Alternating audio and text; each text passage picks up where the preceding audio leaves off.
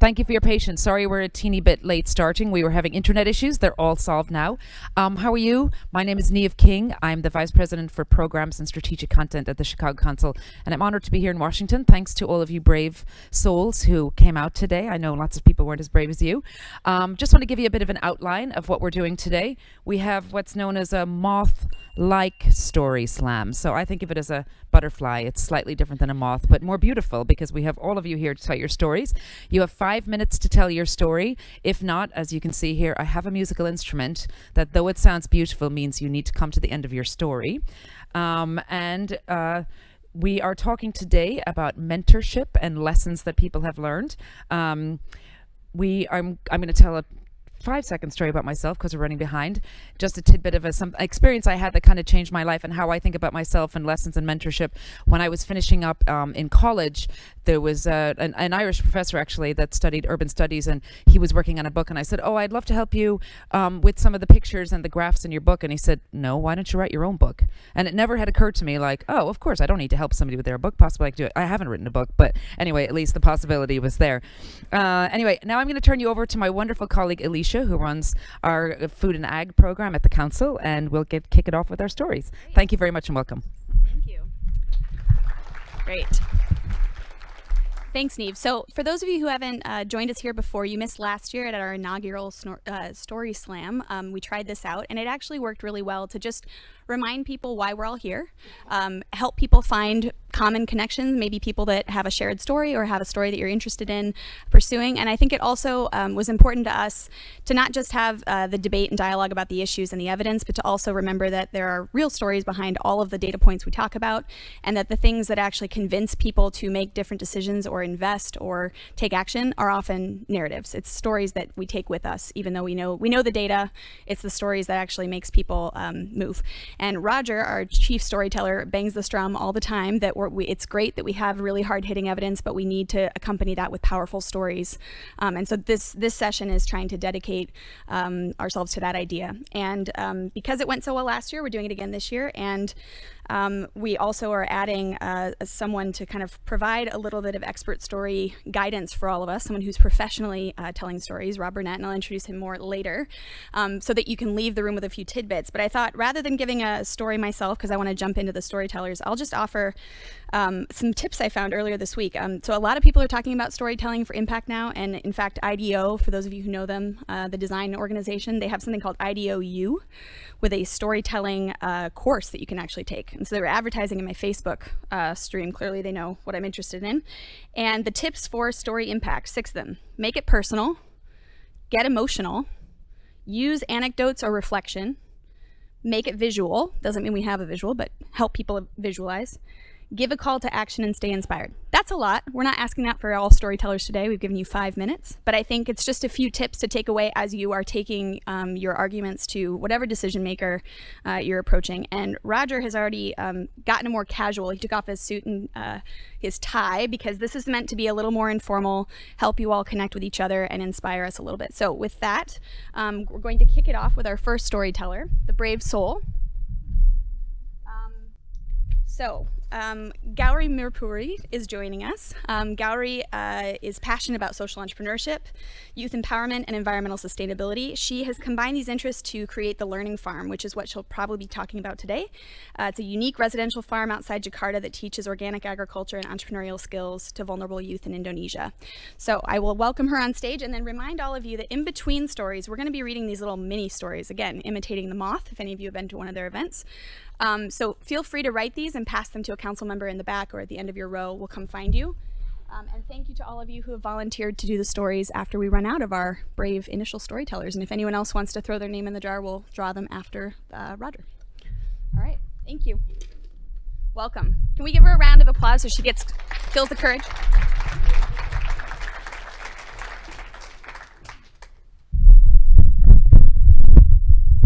About brave, I was not given any choice. I was told I'm the first storyteller. But I think the bravest thing I did today was actually, I'm from Singapore and I braved the snow. So that's super brave.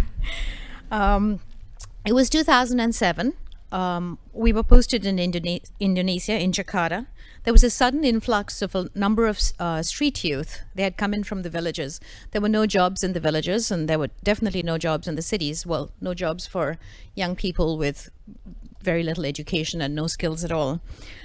My co-founder and I saw the problem, came up with a solution, and thought how nice if they had a way to go back to those villages that were lying empty.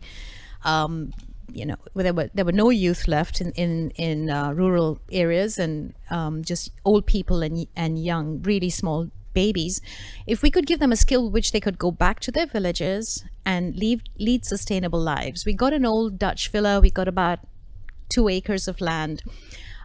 We took in our first 60 young girls and boys from the streets, and we started to grow vegetables, and we sold it to the customers in Jakarta. That was the start of the learning farm. 12 years later, I'm still running the learning farm out of here in DC. No one told me there's no such thing as a exit for a nonprofit. It's been 12 years. We've transformed 1,000 lives of young people across the archipelago. We've won several global awards, mostly for our curriculum. We tick off in our program about 11 of the 17 SDSN goals. I'm very proud of that. And I'm very proud to say that we have also started now to take in refugees from Afghanistan, from Somalia, from Syria. My mentors is what I've been asked to talk about. My mentors really are, I thought really hard about it. And I said, actually, the people I've learned the most from in this journey are the young people who we take in. They're the ones who know what the problem is, and they are the ones who actually know what the solution is as well. Everything that we've done to enhance our curriculum, to enhance our program, and the reason it survived all these years is because we have listened. We've listened to them, and we've adapted things for their needs. So they really are my mentors. Listening has actually helped us to reduce the dropout rate from something close to 50% to now 5%. Our curriculum is what I'm proudest of. We have the 3 parts: the hands, the heads, and the heart. And I want to just talk about how in each of these we have listened to them and responded. The hands, of course, is use your hands, using nature as a medium for the healing, using nature to agriculture to grow things. But when these kids, youth came to us and they put a seed in the soil and it grew, and they cut it and they put it in a bag and they took it to the customer on the motorcycle and they got the money. This was the first time a lot of them had actually experienced the whole cycle of success. They had failed in so many other things in life. They were so animated. They didn't want us to just heal them through working with nature. They actually wanted agriculture as a skill for life. So we changed our curriculum to make it a lot more rigorous. A number of them said, yeah, it's great growing vegetables here in Java with all your wonderful organic soil, but we come from the Eastern Islands where it's so dry and arid. Can you teach us livestock? We introduced livestock.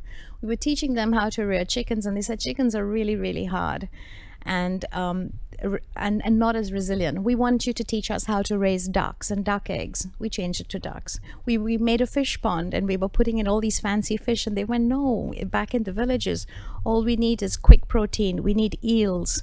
So we teach them how to breed eels. The second part of the program was the heart.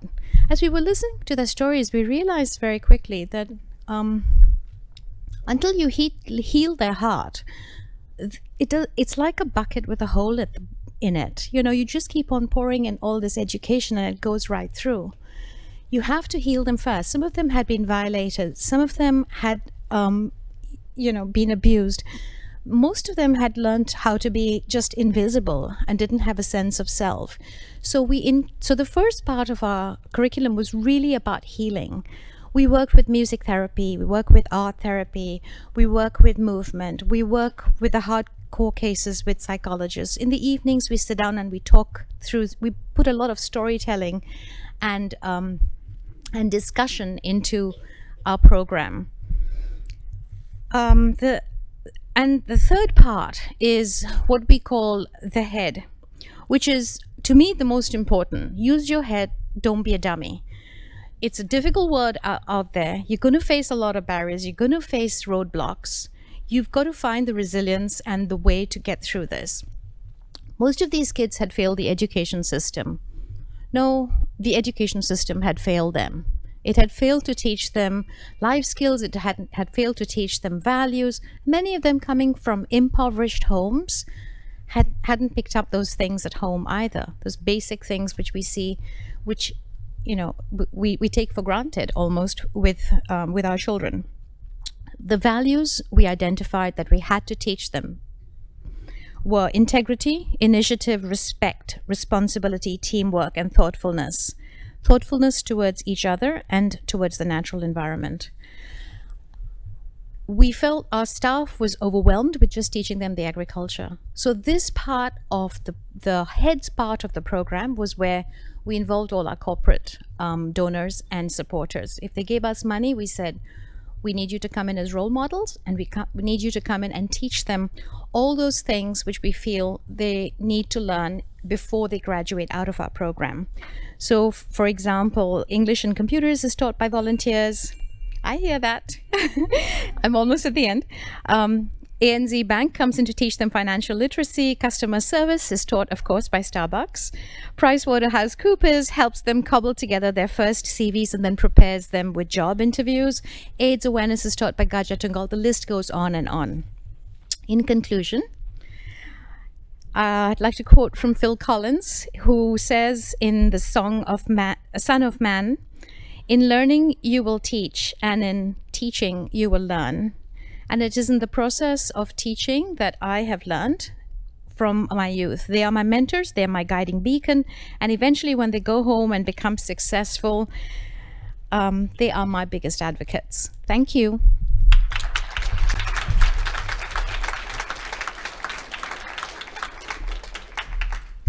Thanks, Gary, and sorry for being merciless there on the chimes. So just a little mini story for you. Thanks. As Alesha said, please add them on.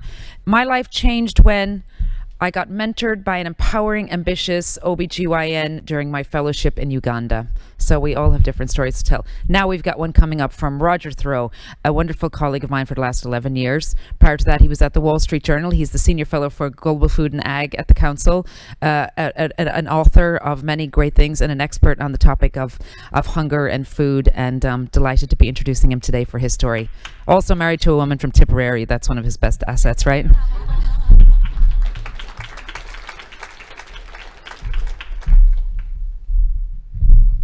We don't have to go too far higher up, right?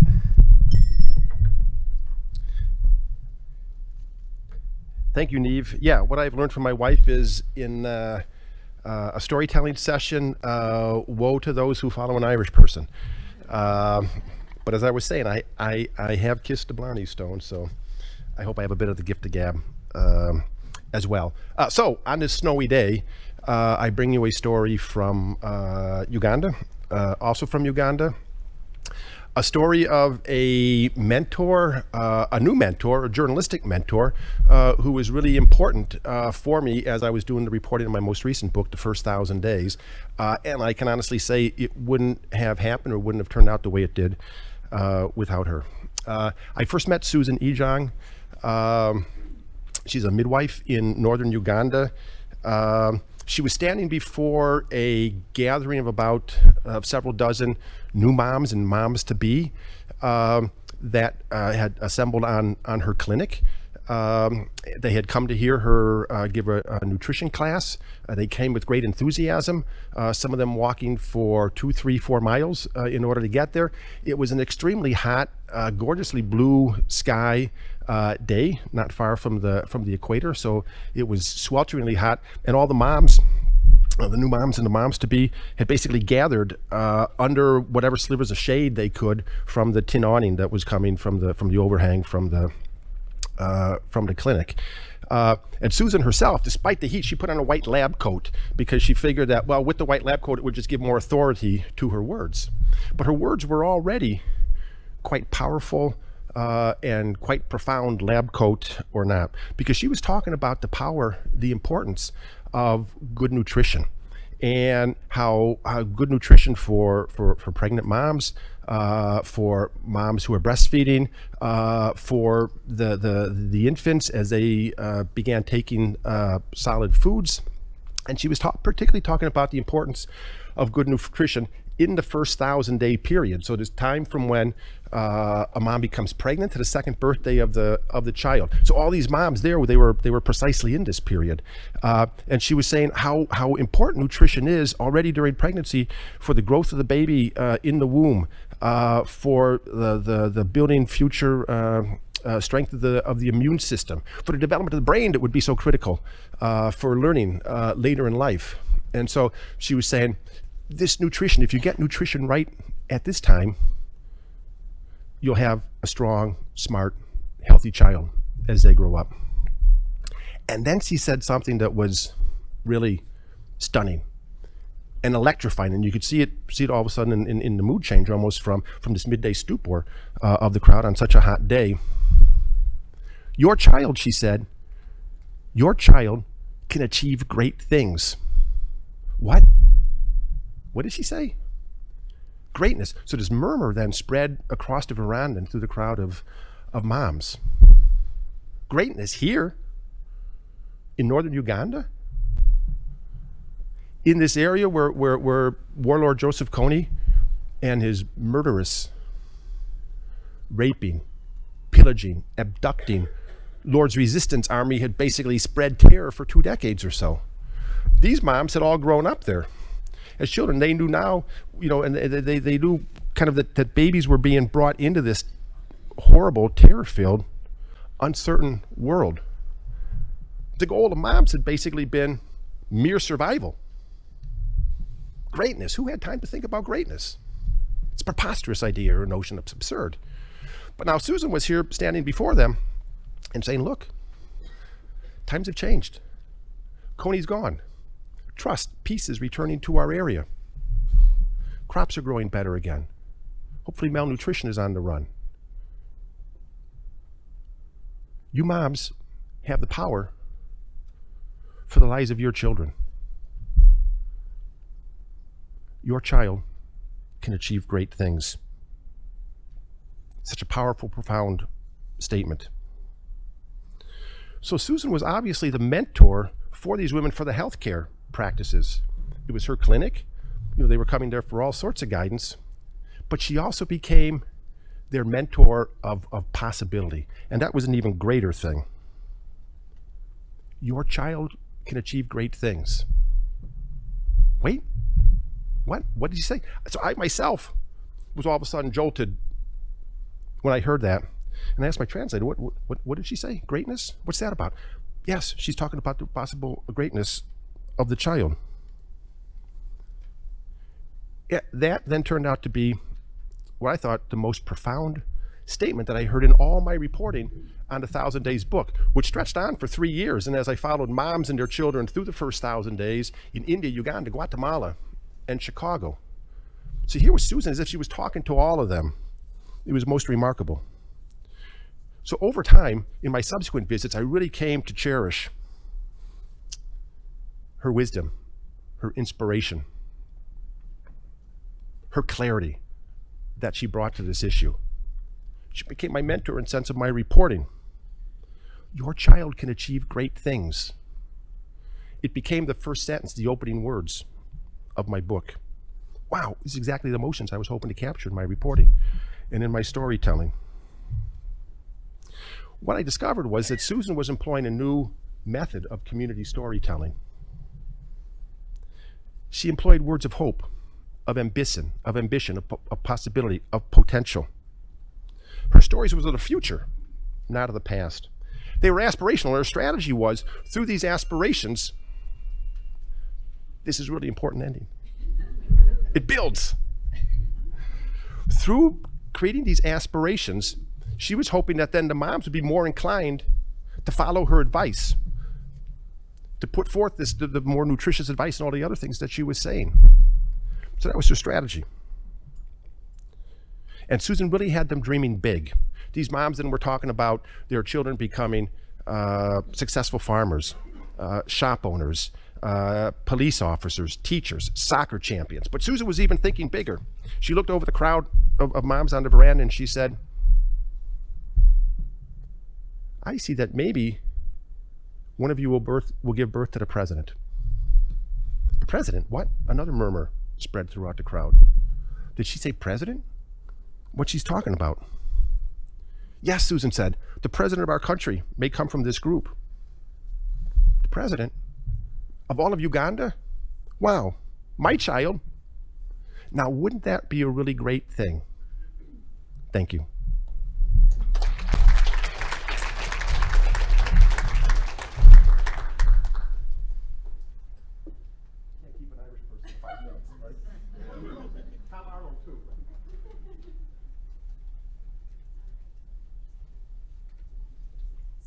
Thank you, Roger, for that.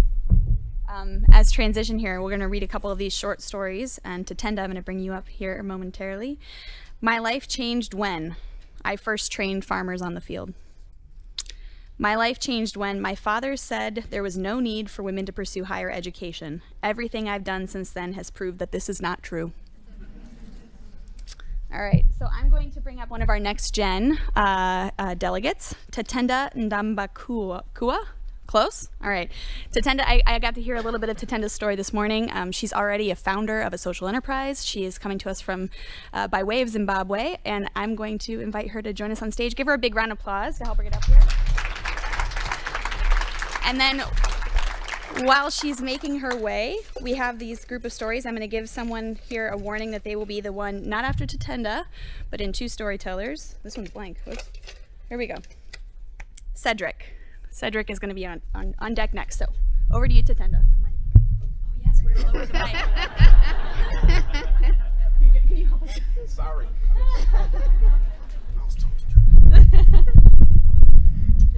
Yeah, I always have this challenge. Okay, thank you. Hi, everyone. I'm Tatenda. I'm from Zimbabwe, born and raised, and I came to the United States a few years ago to study applied mathematics. And so it was very interesting because I'd never really used a computer, and it sounds so silly now, but I even had trouble using Excel and Microsoft Word. That sounds ridiculous, right? I mean, 3-year-olds have iPads and they can run computers and all of that. But so when I was in Zimbabwe in 2008, there was a famine of historic proportions, and so you had to wait in long winding lines just to get one loaf of bread. Like, we had 300 million% inflation.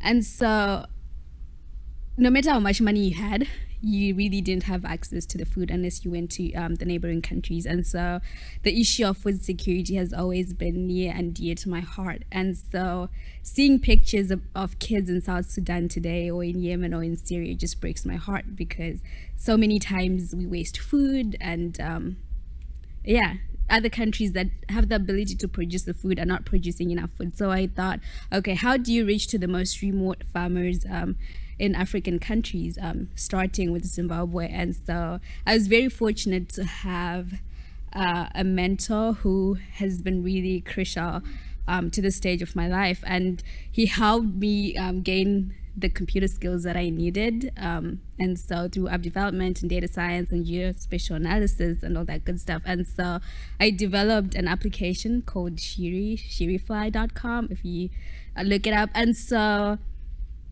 in that application, it enables peer-to-peer communication between African farmers and various stakeholders like microfinance agencies, veterinarian doctors, and a couple of other people whom farmers in remote areas are not able to really reach out to when they have a problem. And so this also enables them to have access to markets and to cut out the middlemen who are taking most of their profits. And so if technology is being disruptive in finance and in tech and all of the other areas, I believe it can cause a really significant change in agriculture. And so, for example, I don't know if some of you have read about Zipline. They're currently using drones to deliver blood in Rwanda. And so while those drones are delivering blood, they can, using computer vision, they can hover around and see the crops that are beneath them, and they'll be able to tell things like diseases hitting the plants or food deserts and things like that. And so there's great potential to use technology in the agricultural sphere, especially in African countries. And so that's what I've been working on. And because of my mentor and all the relationships that I've built and the skills that I've built, I'll be doing graduate school and I'll be focusing in computer science with machine learning and hoping to make a significant difference in the field of machine learning and computer vision and things surrounding that. Thank you.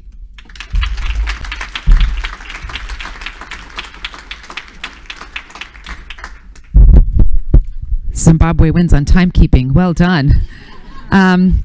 Couple more mini stories. My life changed when my mother gave me everything so I could do what she couldn't and help others and do the same. My life changed when I visited an orphanage for the first time and held a starving child. And my life changed when somebody saw my potential and invested in it. Now, as a global citizen, and because of that investment, I became a positive influencer. Next up, I still need this. Apologies. Next up, we have Folly, who's visiting us from Malawi. We're delighted that you're here, and we can't wait to hear your story. And I know we've got Cedric coming up from the audience next, and after that will be Millicent. Millicent Taboa Awatabi, I think. Thanks.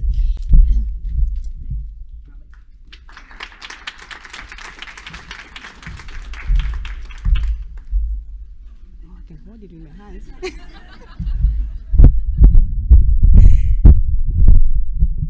Hello, everybody. Currently, I am a PhD student at The Ohio State University, and I know when I say this, people look at me and they go like, wow, you may have had a very good life. But no, that's not my story. For me, growing up, like typical of many African girls, it wasn't hard to get it wasn't easy to get a very good education. And I didn't make it to college the first time. As such, I went for my associate degree and worked as a research technician at a research station. While I was working there, I didn't feel it. I was just like, what am I doing? Because it didn't make sense to me. We were trying to breed for a sorghum variety that was resistant to weevils, but it wasn't working. I didn't know much of the science, and the lead scientist didn't seem to know what he was doing, and I was frustrated. And because of that frustration, I decided to say, okay, fine, what do I do with my life? I decided to go back to school for my first degree. So then, since my associate degree diploma was in agriculture extension, I went and did my agriculture extension degree at the it was the only university offering agriculture degrees in Malawi at the time. Now it's called Lilongwe University of Agriculture. When I went there, I was like, okay, I'm doing this because I don't know what to do with my life. My life is sucking right now. I just have to get myself busy.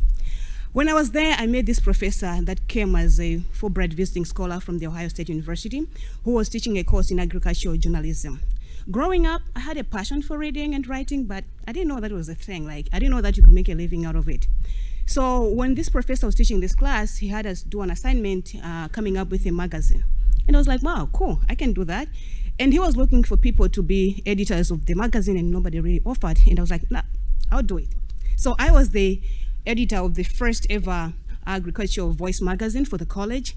And when I was working on that project, this professor saw in me something which I never knew I had.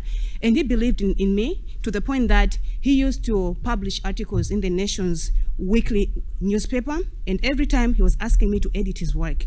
That was so humbling. I couldn't believe a professor asking me to edit his stuff. And it really inspired me to continue working. And he was even asking me to edit even his articles, his research papers, when I didn't know much about research and I never read the method section. I was just reading the results and stuff. And then, yeah, after that, I was like, okay, you know what? I'm liking this, but where do I go from here? Because I don't want to go to my old job because I don't know what the scientist is doing and I don't like it. So I had to go and look for another place. And he told me like, oh, you can go and work with the Department of Extension because they have like a communications branch and you can at least implement your publication skills there. You can work as a publications office. I'm like, oh, cool. So I went and talked to he introduced me to a lady that was the director of Agriculture Extension, Dr. Malindi, an awesome woman that I'll always remember for the rest of my life. This woman not only believed in me, but I feel like she went far and beyond, delegating me to go and attend meetings. I was there. I mean, I was skinny. Like right now, I have added about 20 pounds. So I was very skinny and young. So she was the director, and I'm there as a publications officer, and she would ask me to go for project proposal or conception meetings, and she'll be like, you know what, when you go there, I want you to come back with action points. And I'm like, but I just write. And she goes like, nope, I want you to be listening and pay attention and make sure that you come up with a communications project by coming back from that meeting. Okay, fine. I thought I was just a publications officer. So when I went to those meetings to begin with, when I stood up to say I'm representing the director of extension, I could hear how people would murmur, like, really, this woman is not serious. How could she send us a baby? And I remember people telling me, like, how could she send you? You are not worthy to come to these meetings. But instead of being discouraged, I was like, this woman has believed in me. I don't have to let her down. So I went into those meetings, and instead of just me listening and thinking of writing something, I was critically analyzing what people were discussing. And it was during this meeting that I discovered that each time people were meeting to come up with a project or develop a technology, they always took agricultural communication as the last thing. Oh, so after this, for us to sensitize the farmers, for us to promote awareness of this technology, we need communication. What are communication interventions? And then they'll be asking me, oh, what do you think we should do? Should we use radio? Should we use publications? And I was like, okay, fine. This sounds like it's brilliant, but like, how about the farmers who are concerned in this process? How are we capturing their ideas? Do we know if they would like to listen about this program on the radio or if they want to use print media? No, they were asking me to give them answers as to what communication channels they should use. This kind of started really to bother me, and I was like, I don't feel like I like this. And as usual, when I'm frustrated, I want to go and do something else. So I ended up applying for a USAID scholarship, and I did my master's at Purdue University. I was so geared, went back home to bring back a change. No, it didn't work. Things weren't going the way I planned. So I was like, no, I don't like this. And I was talking to the farmers one day, and I discovered when I had a microphone and interviewed a farmer, I could hear a different story. Without the microphone, the story was completely different. And that's when I discovered that when I have a microphone, people were telling me their public voices. When I dropped the microphones, I was listening to their inner voices. And it is these inner voices that I feel like are very important when it comes to agriculture. Sometimes we talk about agriculture as like, okay, yeah, we need to increase production, we need to develop these technologies. But I feel like if we're going to make a change, we need to also listen to the farmers' voices, their inner voices, not the public voices. And as a young person, I would like to urge all of you to say, believe in that person next to you. Sometimes we may not know what we want to do, we may not be sure of where our next direction is going to be, but if somebody believes in you, you're able to move forward. For me, I don't think I'd have been where I am today if somebody didn't believe in me. I didn't know what to do with my life. Nothing made sense, but two people believed in me and gave me a chance to be who I am today. Thank you very much.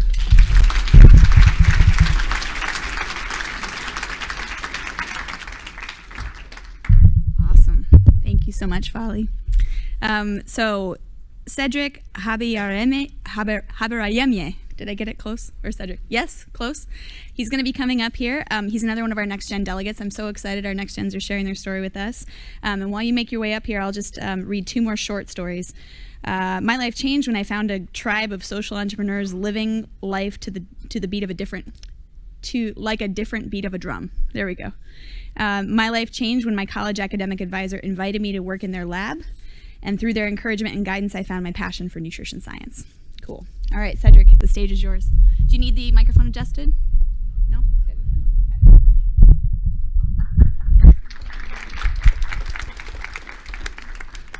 Good afternoon, everybody. The story I'm going to tell you, I like to call it a dream shaped by adversities. Or you can call it from a hunger survivor to a hunger fighter. So it was in the night of April 6, 1994, when my country, Rwanda, went into darkness, the genocide that took around 1 million people in 100 days. That time I was 7 years old, and since then my life took another turn. My family and I, we moved to a refugee camp in Tanzania, and the life in a refugee camp, it wasn't life, it was survival. Food became a rare commodity, and life became horrific. So we decided to come back in the country when things were getting better, but it wasn't even better. That time I lost my dad at the age of 11 years old, and my mom, my brother and I were so desperate and hopeless, and my mom saw us and he took us and called us in her room, and she said, I see you guys are so desperate. But this is not the end of your life, and it is not the end of the world. I see some great potential in you. You are the future of this country. You can change the world, and you can save people's lives. My reaction that time, it wasn't good. I was so pissed off. I wasn't ready to understand those kind of world, because even the present time was abstract. I remember days we would spend 2 or 3 days no food, just drinking water from the swamps. So when I walked outside the house, she pulled me back and she said, I see you are pissed, but one more thing you should remember before you walk away. If whatever you want to do with your life, and if you want to, whoever you want to be in your life and to make the impact you want to make, you need to go to school. I was like, she's talking about school again in the future. So I walked away, so sad, and I cried a lot. My brother was strong enough to stay there and listen to her. And he came and found me where I was sitting crying a lot and said, maybe my mom is right, let's wait and see. I was like, so if you think she's right, what do you want to do if we survive this situation? And he said, I want to become a pharmacist and give people some medicine so they don't die again, because people are dying a lot from disease around our community. And he asked me, and I said, well, I want to study agriculture and learn how we can produce enough food so we can't go to bed hungry again. I was 11 years old that time and he was 12, and we did the pinky promise. And since then, I went to school, which was hard, and I'm very grateful to the woman in the community, because my mom couldn't afford school. She gave me 25 cents. That was the school fees for the semester.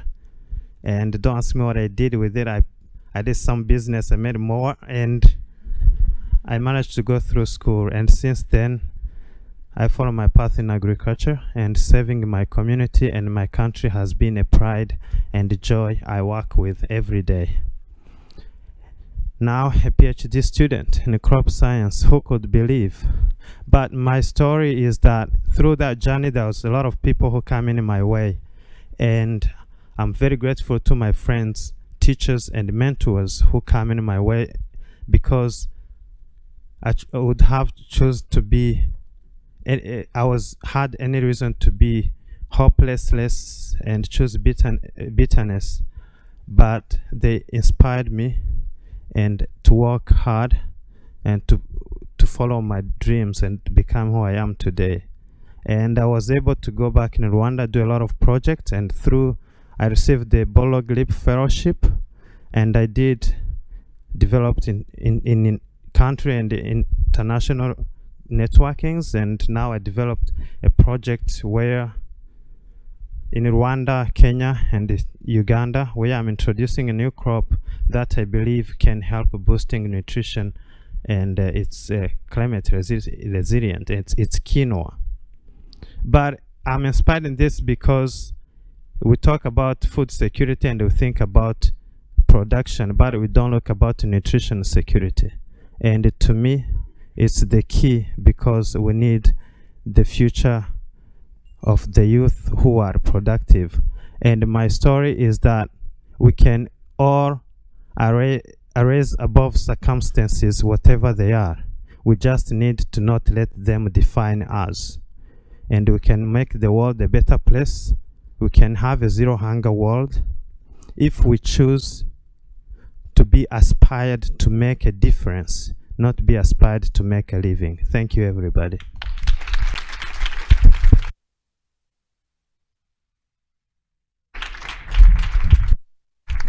Thanks, Cedric. I'm guessing your school fees went up for your PhD from 25 cents, did they? Millicent, you're on deck. 2 My Life Changed mini stories.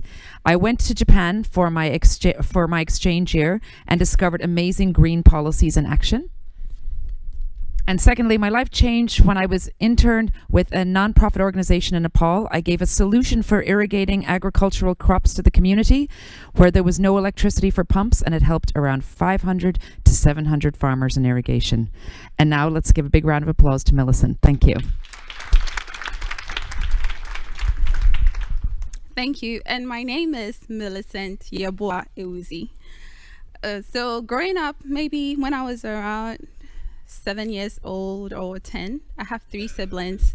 And that question that what would you like to be in the future came up. And my big sister said she wanted to be a pharmacist. My brother said he wanted to be a pilot. And my younger sister said she wanted to be an architect.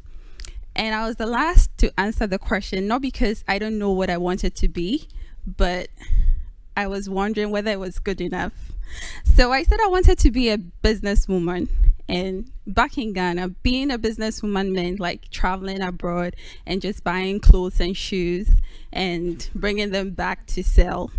So they gave me that look, why are you going to school then? So I knew I had to look for maybe another profession. But that was just by the way. I loved working with food when I was growing up, baking, cooking, serving people. And I loved science and math, but I didn't really like English and languages. Sorry. So I ended up doing science as my major concentration in high school. And when I was about to go to college, I got to know that there's a program as food science. So, I mean, I love working with food. And I love science, so that was the best option for me. So I went into food science and technology. Then in 3rd year, you have to take an internship in a food industry. So I ended up in the cocoa industry. And this industry was owned by a young man, a Ghanaian. And all the food industries that were in Ghana were being owned were foreign-based companies. But to see a man like that having an industry, a cocoa industry, and exporting them was a big change in my life.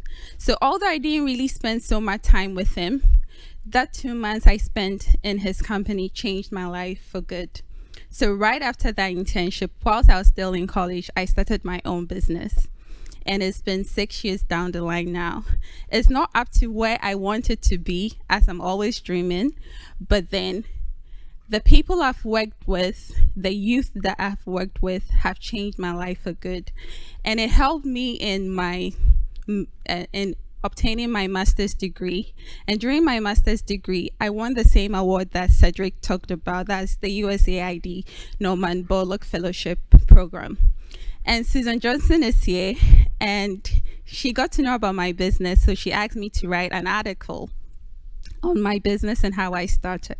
So I did that, and she said, I'm going to send it to Feed the Future. I can't promise you whether they'll publish it, but we'll see. And Feed the Future accepted it, and they published it, and it was the most read article in 2016, and that really meant so much to me. And maybe what I'll just conclude with is you just have to start. Sometimes you wouldn't get everything perfect. When I started my business, I started it with less than $40, maybe it was $15, but I was using my mom's utensils and almost everything. But now I have things on my own, not big industrial things, but then things that I can use to like produce more than what I started with. So I'll just say that just start whatever you have, whatever idea that you have. And one entrepreneur said that as you invest in yourself so much that others will like to invest in you. Thank you.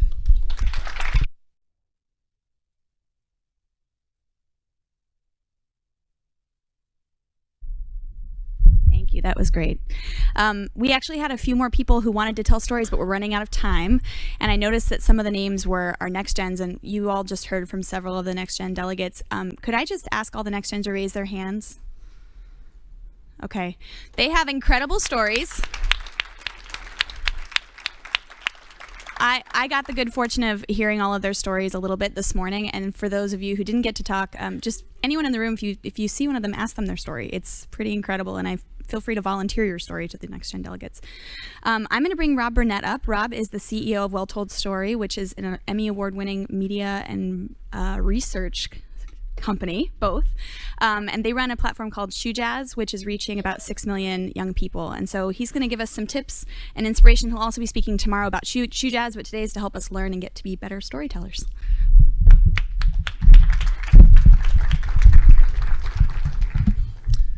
Thank you very much. So as you heard, I run a company in Nairobi and in Dar es Salaam called Well Told Story. And we started it about 7 years ago, I think, and as true believers in the power of storytelling. So we were kind of simpletons. We just thought stories are what's going to change everything. But we didn't really understand how. And we didn't really understand what was going on when we told a story, but we just launched into it. So the start point for that journey was work I had been doing before with the Ford Foundation. I was a program officer there. And I was an arts guy. I was the Media, Arts and Culture Program Officer for Eastern Africa, a really lovely job. But I found myself working with guys who were doing really hairy, difficult things like agricultural reform and governance and human rights.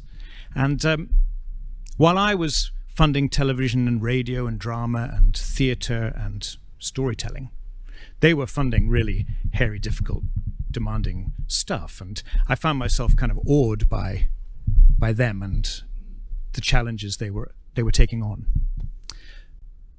But as I got on with the work and I got on with the funding that I was doing, I suddenly realized that we were starting a big conversation.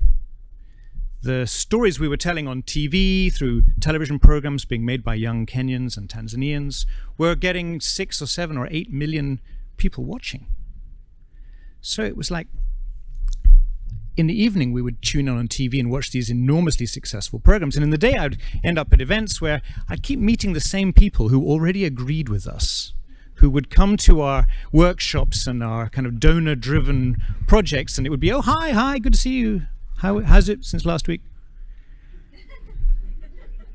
And it seemed like the change we wanted to bring to the world wasn't going to happen if we only talked to the same people every week. At some point, we needed to take our story to the people who didn't yet agree with us. So at some point, I quit and I started Well Told Story, the business that I now run. And when we started, we thought, well, it's just about getting people to pay attention. It's just about telling a story that guys want to hear. And we all remember that great teacher from school days who just held our attention better. We all have a storyteller in our lives who you think, well, I just love to hear that. I love to hear that guy or that lady when she speaks. So I thought, well, we'll just do that, right? We'll just tell important stories about important things, and guys will lean in and we'll make it happen. So that's how we began. And so the thing we're best known for in East Africa is comic books. Here's one I prepared earlier. We're the only people who make comic books in East Africa. It's a little 32-page thing that we give it away. We've published about 100 million copies of this in the last 8 years, and I'm told that we're the world's biggest producer of comic books these days. So the first thing we do is we tell a story at scale.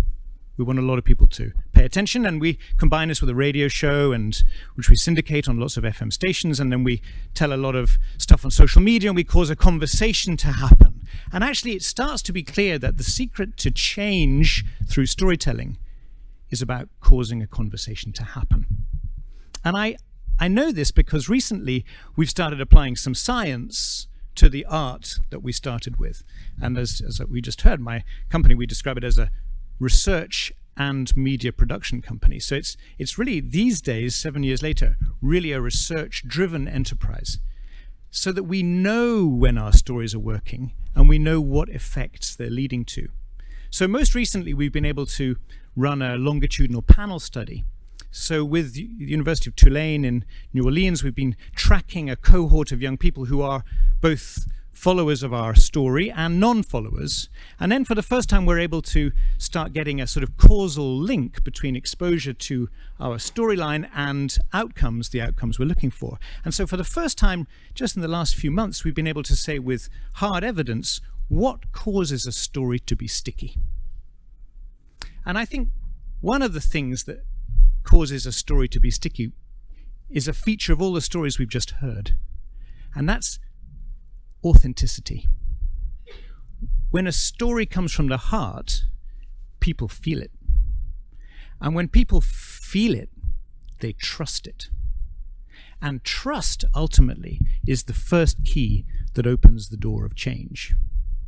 when you know that someone is telling you something that comes from their heart, that belongs in their own world, you lean in, you find yourself leaning to it. And we can show that when our stories hit the spot, when our audience goes, oh, that's me, that could be me, they lean in, and then we see magic happening, and we can trace this in this panel study we've been running.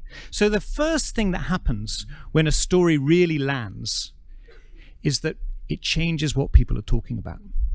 So we measure it. We measure it by looking at our social media, by passing all the messages that we get in text and on Facebook. And last year that was about 8 or 9 million messages, so it's a big volume. And we can watch change happening in the messages over time. We can start to see that people are talking about the subjects that we want them to talk about. So we've successfully introduced it. And the way we get there is because we tell a story that guys go, I feel it. And then they chat to their friends about it. And the second thing that we can see in the data when a story works is that people start to perceive norms differently.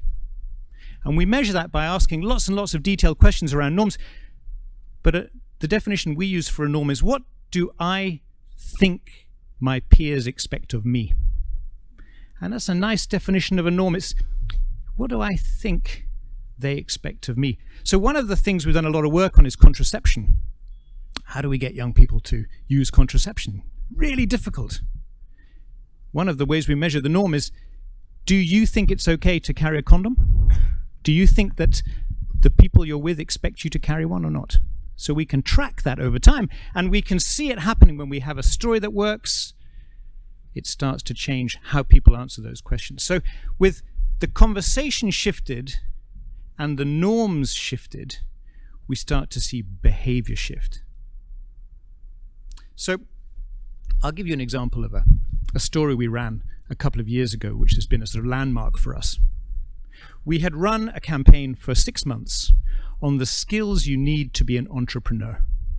And we'd worked with some guys actually from Washington who were experts in that, and we'd sort of figured out the 6 key things you better know if you're going to be an entrepreneur, and we'd made a comic book about each one of them, and we'd made radio shows, and we'd run it for 6 months, and then at the end we had produced a game, like a little Monopoly, that was a very simple way of learning about how much to invest, how much to take out of the business, how much to save.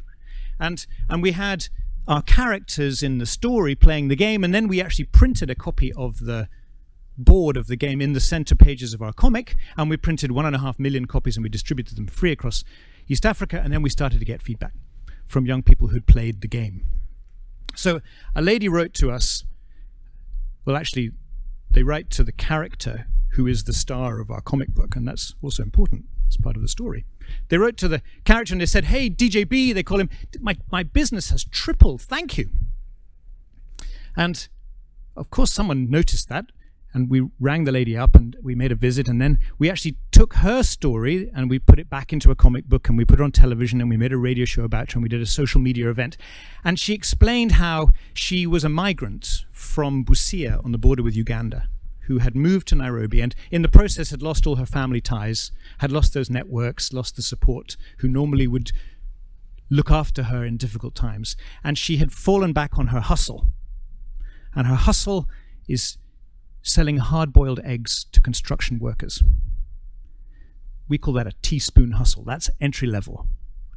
But what she discovered by playing the game and reading the story was that if she made kachumbari, which is a sort of tomato, onion, and chili side salad, very, very inexpensive to make, if she offered that for free together with the eggs, she tripled her sales.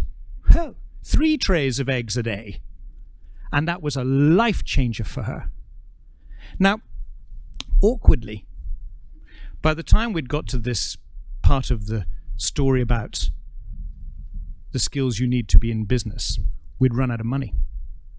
Our partner had finished. The grant was over. So we didn't have a means to tell this girl's story any longer because we couldn't pay for the paper. But at the end of the interview, the person who'd gone to visit her had an inspired question. They said, hey, one more thing before we go. Any kids? Any plans for family? Baby on the way? And the girl instantly answered. She said, "What? A baby now? But that's going to spoil everything." She said, "I'm bulletproof." Now, that turns out to be the most compelling pro-contraception message that we have ever been able to develop. It turns out that we don't need to put condoms onto bananas anymore to explain how to use them. What we need is to give people a reason to use contraception, something to protect for tomorrow. So that story just landed. It landed because it was absolutely true. It landed because it was a story about that young lady's transformational journey. And it was a story because everybody wanted to be her. Now, actually, this story was proven by a piece of field work that we had done a year earlier. We went to a town called Burnett. Perhaps some of you have been there. It's in western Kenya. It's about 4 hours drive from Nairobi, and we were running focus groups. It's a small town. We were in the biggest hotel in the small town, running focus groups in the bar, and then afterwards the young people we spoke to had left, and we ended up talking to the bar manager, who was a 27-year-old university dropout running this place. And so we were chatting to him, and he wanted to know what we were doing, and we said, well, we're trying to get young people to use contraception. And he told us, without asking, that he had 20 girls working in his bar as waitresses, taking turns, shifts during the week. And he reckoned that all of those girls had a baby at home, and none of them was married.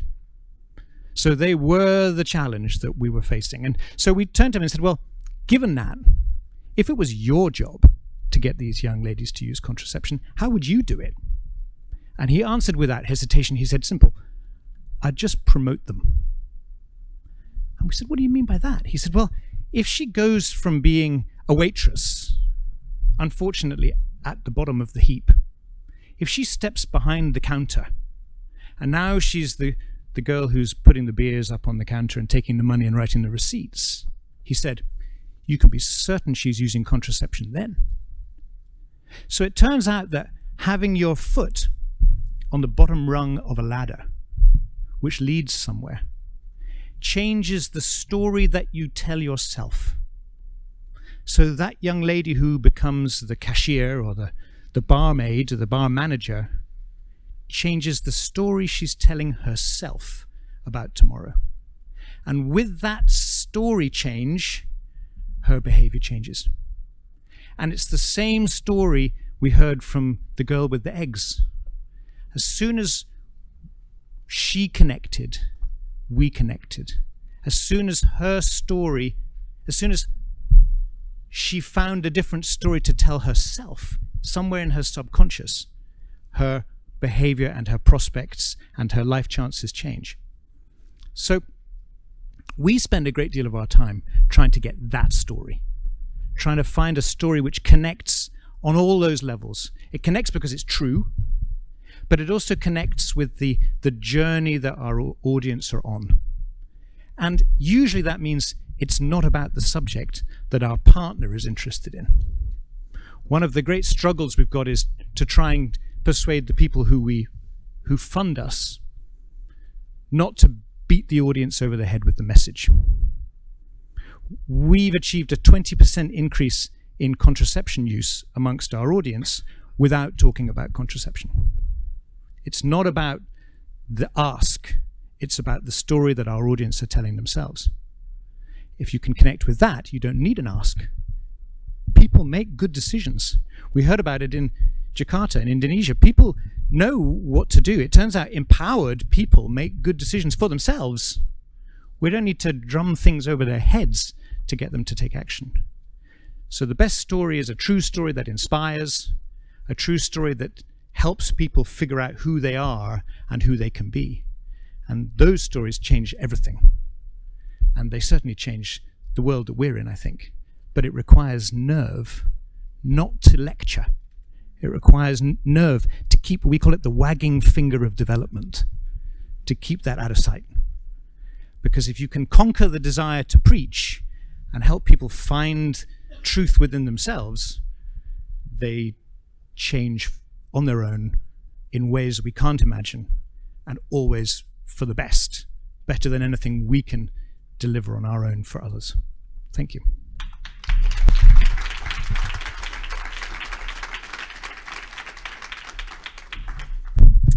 Thanks, Rob. I can tell the audience that not only can you tell a story, you can also name a presentation.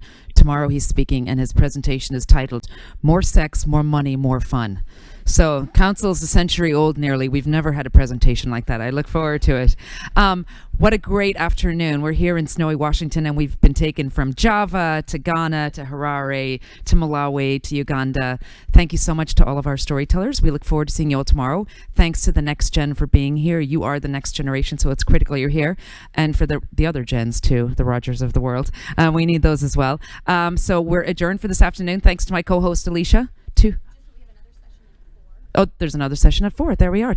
2 more sessions today, and then the whole day tomorrow when we can end on finding out about more sex, more money, more fun. All right, we're adjourned. Thanks very much.